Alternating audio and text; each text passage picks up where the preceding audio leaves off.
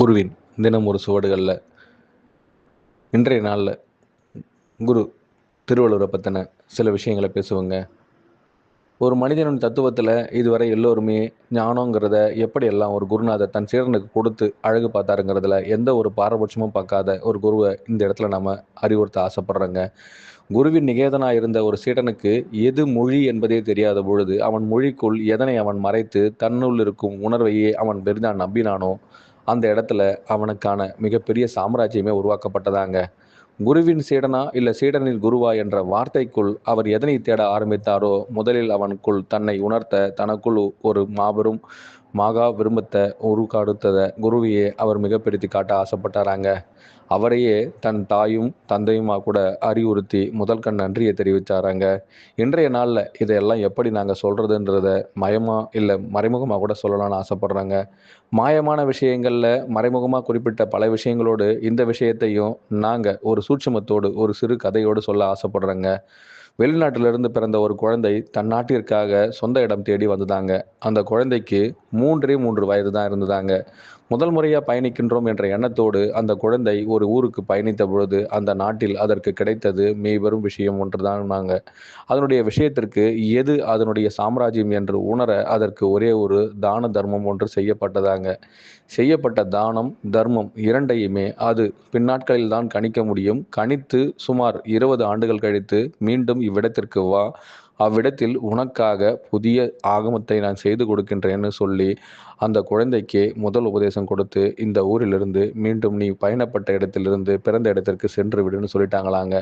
சென்ற இடத்திலிருந்து மீண்டும் ஆயுட்காலம் முடியும் வரை அங்கேயே இருப்பாயா இல்லை வருவாயா என்று கேட்டபொழுது உருகொடுக்கப்பட்ட நாள் எதுவோ அந்நாளில் உன் பிறப்பின் ரகசியம் தெரியும். அந்நாளில் நீ மீண்டும் இப்பூமியில் உன்னுடைய தலையங்கத்தை வைப்பாய் என்று சொல்லி மீண்டும் ஆதிரூப நாடகம் ஒன்று நடத்தப்பட்டதாங்க. சுமார் 20 ஆண்டுகள் கழித்து மீண்டும் அக்குழந்தை அப்பூமியில் பாதம் பதிக்கப்படும் பொழுது தன்னுடைய உரு கொடுத்தவர் யார் என்பதை உணர அக்குழந்தைக்கு மீண்டும் ஒரு சாகா வரம் கொடுக்கப்பட்டதாங்க.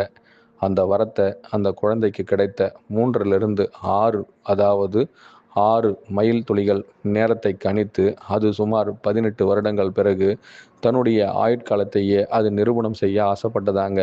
புதியதோர் வாழ்க்கையை படைக்க அக்குழந்தைக்கு கொடுத்த மிகப்பெரிய சாகா வரம் எது என்பதை கேட்க அது இல்லுவல் கதை ஒன்று செய்ய ஆசைப்பட்டதாங்க. புதியதோர் கதைக்குள் யார் நுழைகின்றார்களோ அதில் அக்குழந்தைக்கு முழு சாகா வரம் வேண்டும்னு சொல்லி அந்த குழந்தைக்கு மறைக்கப்பட்ட சூட்சுமங்கள் அனைத்தும் வெளிப்பட ஆரம்பிச்சதாங்க. சுமார் 3.5 ஆண்டுகள் கழித்து மீண்டும் அக்குழந்தையின் சாகாவரம் பெற்ற மகாபெரும் வருத்தத்தை அவர்கள் எப்படியெல்லாம் வெளிப்படுத்தினார்களோ அதிலிருந்து மீண்டும் அக்குழந்தையே தன்னுடைய யோக வசம்சத்தை முழுமையாக வெளிப்படுத்த ஆரம்பிச்சதாங்க. முதன்முறையாக 1.5 அடியிலிருந்து 2.5 அடி வரைக்கும் தன்னுடைய முழு கிருதங்கத்தை வெளியிட்டுதாங்க. அப்படி வெளியிட்ட முதல் நாளேடு தான் இந்த உலகத்திலேயே மிகப்பெரிய சுவடுகள்லையும் இன்று வரைக்கும் பல பேர் அதை குரல் என்றும் வெண்பா என்றும் ஆதி குரல் என்றும் அழைக்கப்பட்டாங்களாங்க. பின்னாட்களில் அதை எப்படி அழைத்தார்கள் என்பதற்கு தான் இன்றைய நாளில் அதை ஒருவர் சுட்டெடுக்க ஆசைப்பட்டாராங்க. சுட்டெடுத்து ஆசைப்பட்ட அவருக்கு மீண்டும் சுட்டெழுத்தில் ஒரே ஒரு பிரதிபிம்பம் தென்பட்டதாங்க. இந்த பிரதிபிம்பத்தை இந்த உலகிற்கு பறைசாற்ற இதுவரை யாருமே வரவில்லை. யாமாவது இதை பறைசாற்றி விடுவோம் என்று நினைத்து ஆதி ரூப நாயகருடைய அதிபிரதங்கத்திற்கு தன்னுடைய நாளெடு என்ற பெயரை சூட்டி அவரே அந்த பெயரையும் சூட்டி கொண்டாராங்க. இப்போ நாங்கள் சொல்கிற சூட்சுமத்தின் நாடி கதைகளில் இது மிகப்பெரிய தத்ரூபமான விளக்கங்க. இதை நாங்கள் இன்னும் கூட மறைமுகமாக சொல்லலாம். இந்த மறைமுகமே போதுமானதாக இருந்தால் இன்றைய நாளில் திருக்குறளுக்கு யார் மொழிபெயர்ப்பாளர், யார் அதை வித்திட்டவர், யார் அதன் அதிபதி என்பதை இன்று வரை யாராலுமே கணிக்க முடியலைங்க.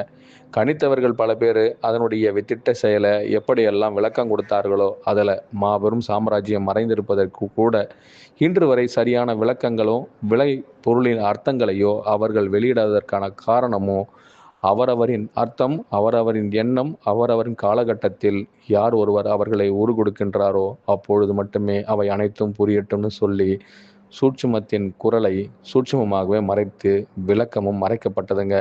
இன்றைய நாளில் ஏட்டு சுரக்காய் கறிக்கு உதவாது என்பது போல அவரவரின் எண்ணத்திற்கேற்ப அதற்கான விளக்கத்தை கொடுத்தாலும், இதுதான் அதற்கான போதிய விளக்கம் என்பதற்கான சரியான ஊடகத்தின் விளக்கம் இது அல்ல என்பதையும் நாங்கள் சொல்ல ஆசைப்படுறோங்க.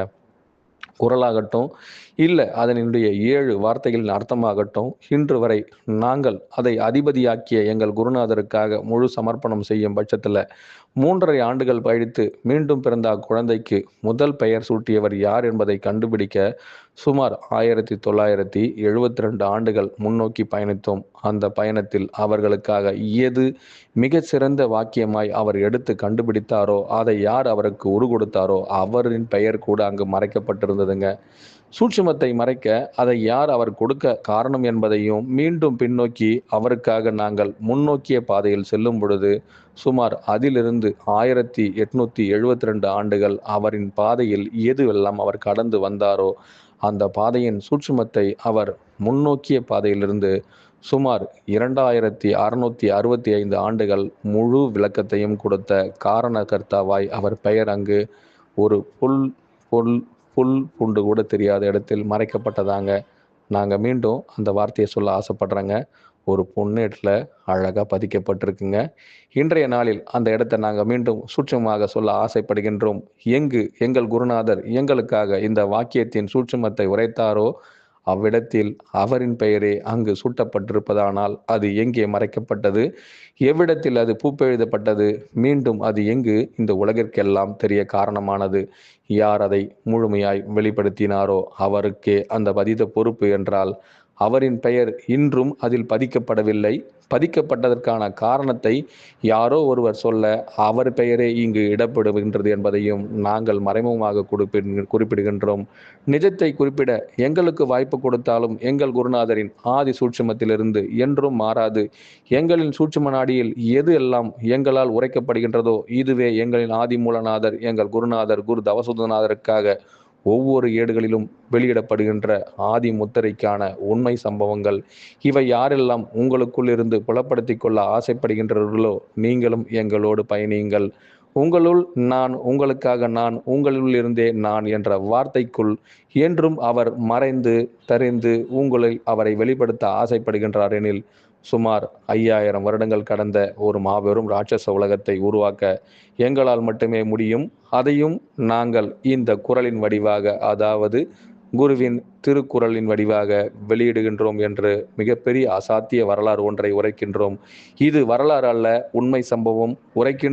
உரைக்கின்றோம் மீண்டும் ஒரு முறை உரைக்கின்றோம். இதை உரைத்தவர்களுக்கு எப்படி போய் சேர்கின்றதோ அதன் சூட்சுமமும் அவர்கள் தன்னை உணரும் பட்சத்தில் முழுமையாய் அவர்களுக்குள் உரைக்கட்டும். அனைவருக்கும் குருவே சரணம், குருவடி சரணம், திருவடி போற்றிங்க.